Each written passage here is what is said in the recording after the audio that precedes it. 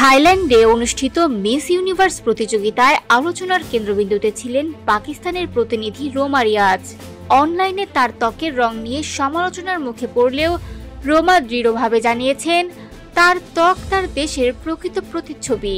রোমা তার official Instagram অ্যাকাউন্টে একটি ছোট ভিডিও শেয়ার করেছেন। আমার ত্বক পাকিস্তানের মাটির রঙের মতো, যে মাটির ওপর আমাদের পরিবার গড়ে তুলেছে জীবন, ঘর ও দেশের ভার বহন করা নারীরা। তিনি আরো যোগ করেন যে সব পাকিস্তানি নারীকে কখনো বলা হয়েছে তারা খুব কালো, খুব সাহসী বা খুব আলাদা। আপনারাও পাকিস্তানের মুখ।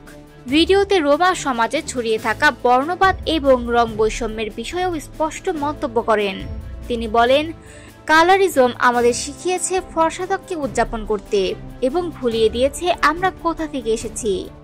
আমি সেই নতুন প্রজন্মের দক্ষিণ এশিয়ার নারীদের প্রতিনিধিত্ব করি, যারা মানুষের সংকীর্ণ সৌন্দর্য ধারণার মধ্যে ফিট করে না।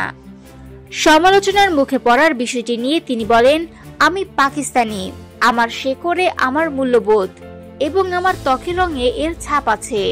একই সঙ্গে রোমা জোর দিয়ে বলেন, সৌন্দর্যকে সীমাবদ্ধ সংজ্ঞা বা নির্দিষ্ট বৈশিষ্ট্যের মধ্যে আটকে রাখা যায় না। সৌন্দর্য কোনো নির্দিষ্ট ত্বকের রং বা রূপের সাথে বাঁধা নয়। আমাদের দেশের সবচেয়ে বড় শক্তি হলো আমাদের মানুষ।